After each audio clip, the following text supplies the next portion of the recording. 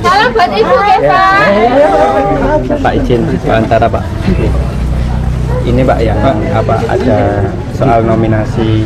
Sudah ada NGO internasional yang menyebut Pak Jokowi salah satu dari tokoh terkorup di dunia gitu. Ada tanggapan orang itu Pak? Ya terkorup apa?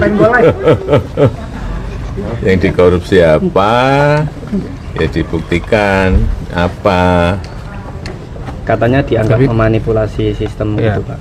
ada Sistem beberapa apa? kriteria memanipulasi pemilu, eksploitasi Ya sumber apa? daya alam. Gitu. Ya apa? Sumber daya alam apa lagi? Artinya itu tuduhan saja begitu Pak.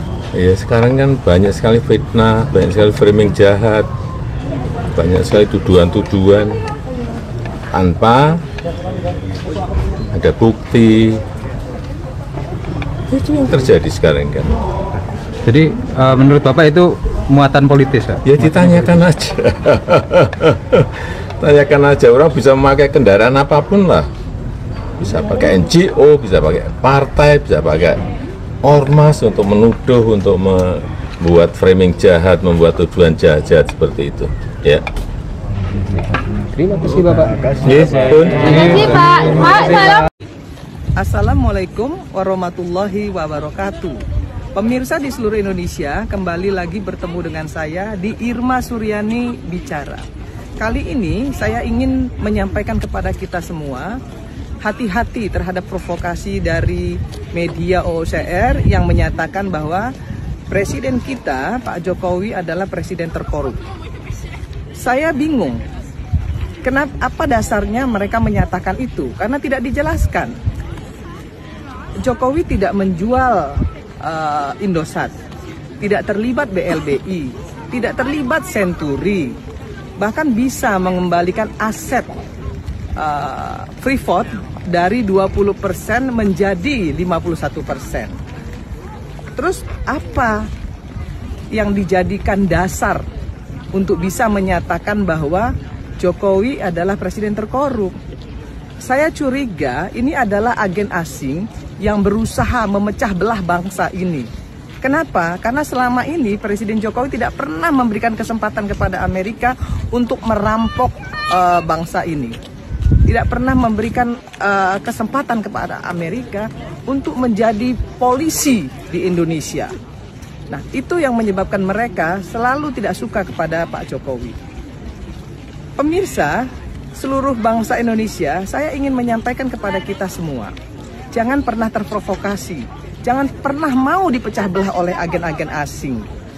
Apapun yang dinyatakan oleh mereka, ya, menurut saya itu adalah satu sentimen.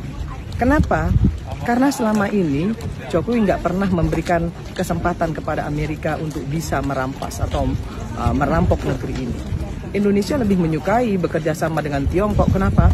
Karena mereka lebih mau, lebih ingin, lebih bisa memberikan technical know-how atau technical assistant, ya, ahli teknologi.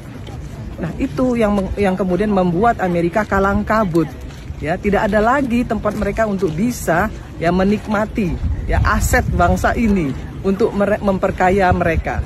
Nah, itu yang ingin saya sampaikan kepada publik Indonesia, kepada masyarakat Indonesia. Sekali lagi tidak ada dasar, ya, bagi bangsa ini untuk mempercayai media sekelas OOCR itu. Maka kemudian jika ada yang terus-terusan ikut memprovokasi, maka saya ingin sampaikan kepada mereka, hati-hati, jangan pernah mau dipecah belah oleh agen asing. Salam keindonesiaan. Jika ada yang memang harus dikritisi, kita akan kritisi. Jika ada yang harus memang kita kawal, ya harus kita kawal. Ya, agar pemerintahan ini berjalan, ya, tidak otoriter, tidak menjadi pemerintah yang tidak berpihak kepada masyarakat. Yuk sama-sama kita kawal. Jangan belum apa-apa sudah kita tuduh, ya. Kita beri kesempatan untuk pemerintah kita bekerja dan kelak kita akan lihat hasilnya. Jika tidak berkualitas, jika tidak berkompeten, maka jangan pilih kembali. Salam keindonesiaan. Akhir tahun, awal tahun rupa-rupanya suasana atau suhu politik semakin memanas. Baru-baru ini ada laporan yang keluar dari evaluasi kinerja tentang kejahatan dan korupsi yang diinisiasi oleh sebuah institusi internasional yang disebut OCCRP atau Organization Crime and Corruption Report Project. Ya. Jadi mereka mengumpulkan semua tokoh-tokoh yang dipandang memiliki tingkat kejahatan dan korupsi yang sangat tinggi ya. Bahkan salah satunya disebutkan bahwa Pak Jokowi masuk yang sign quote terjahat ya, terkorup ya di dunia. Nah, bagaimana kita bersikap atau merespon isu ini? Kita akan bicarakan di Bukan Partai Politik. Ya, teman-teman, kita langsung saja bicara tentang OCCRP ya, Organization Crime and Corruption ya, Reporting Project yang melansir dan menyebutkan nama Pak Jokowi sebagai salah satu ya pemimpin dunia yang jahat ya, kejam dan juga terkorup. Saya kira kita perlu merespon ini, tidak perlu bereaksi ya, karena saya mencoba untuk mencari informasi apa sih institusi ini dan bagaimana mekanisme atau cara kerja mereka meriset atau mensurvei sehingga muncul nama-nama orang-orang yang disebut ya dari belahan dunia, di mana nama Pak Jokowi dimasukkan sebagai salah satu yang terkorup ya. Nah, ini mengingatkan saya dengan metode survei yang dilakukan oleh pakar hukum kita, abang kita Repli Harun, dengan survei sign quote Sontoloyo-nya. Ya, mohon maaf saya sebut beliau begitu karena memang beliau adalah orang yang selalu menyebut kita-kita ini Sontoloyo ya, punya logika Sontoloyo. Jadi ada juga survei Sontoloyo yang kalau teman-teman ingat waktu itu bagaimana beliau, abang kita ini mensurvei tentang respon publik. Nah, tentu publik adalah publik warga beliau, subscriber beliau yang memang sudah ada pada posisi antitesis terhadap Pak Jokowi, sehingga itu disurvei tentang kepuasannya terhadap kinerja Pak Jokowi. Jelaslah ya bahwa hasilnya adalah majority orang tidak puas dengan kinerja Pak Jokowi. Nah, metode yang dilakukan oleh OCCRP ini hampir sama ya. Mereka mencoba untuk membuka orang untuk berkirim surat kepada mereka menyampaikan pandangan terkait dengan berbagai macam pertanyaan ya terkait dengan persoalan korupsi. Misalkan ada salah satu tokoh dari Kenya kalau tidak salah itu mendapatkan misalkan kiriman 40.000 surat yang masuk ya terkait dengan persoalan kejahatan korupsi dan sebagainya. Nah, Anda bisa bayangkan bahwa yang antitesis terhadap Pak Jokowi itu bukan 40.000 atau 400.000 ya, tapi dia bisa bicara tentang puluhan juta. Jadi kalau nama Pak Jokowi itu masuk sebagai salah satu tokoh yang terkorup, ya jelas iya ya, karena memang yang berkirim surat atau yang memberikan masukan, jawaban terkait dengan pertanyaan-pertanyaan itu adalah mereka-mereka yang antitesis, yang tidak suka, yang memang punya ambisi dan agenda politik untuk menghancurkan Pak Jokowi dan terahnya dan keluarganya.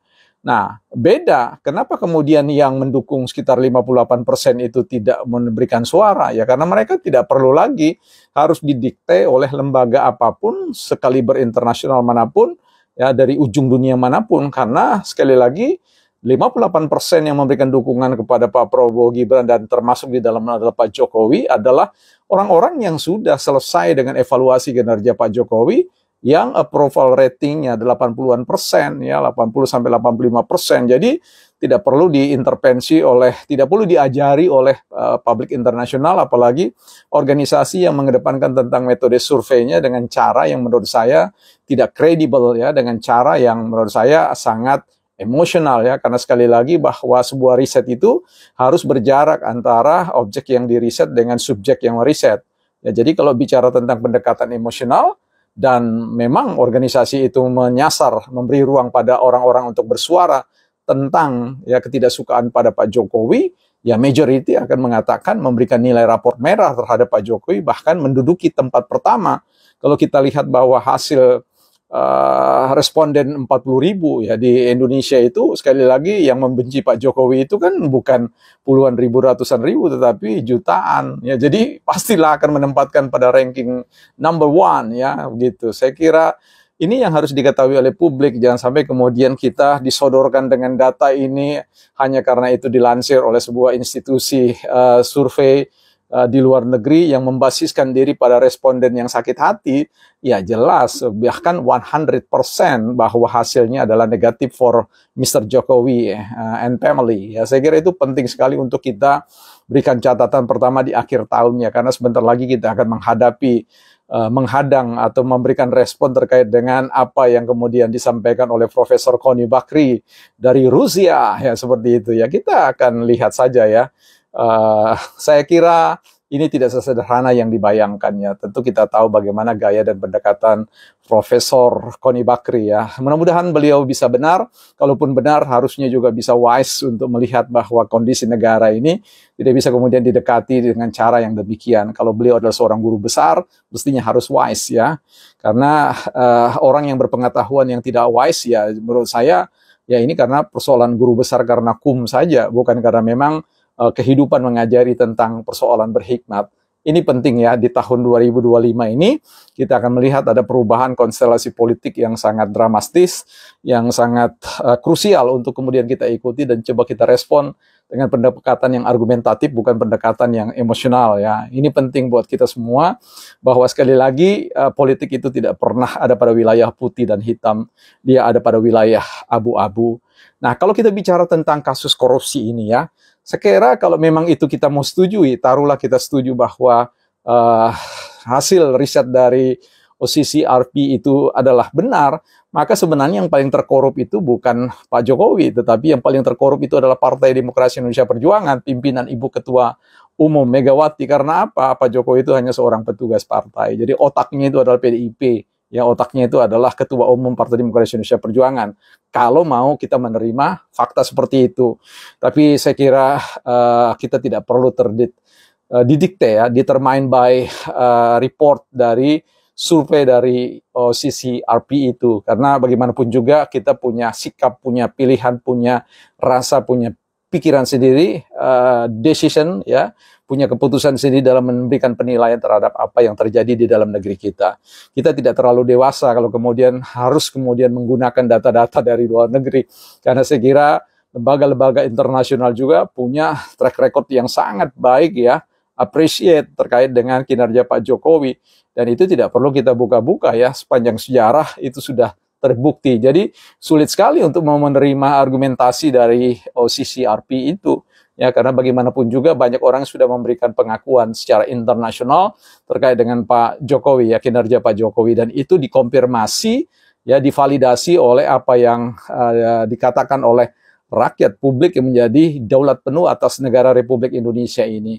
Karena itu ini menjadi sebuah catatan yang lebih menarik lagi, dan saya kira bukan partai politik punya tanggung jawab moral sebagai buzzer NKRI untuk menghadang argumentasi-argumentasi yang kemudian salah ditafsir, salah dimengerti oleh pihak-pihak yang punya kepentingan yang menurut saya juga tidak wise, bukan partai politik.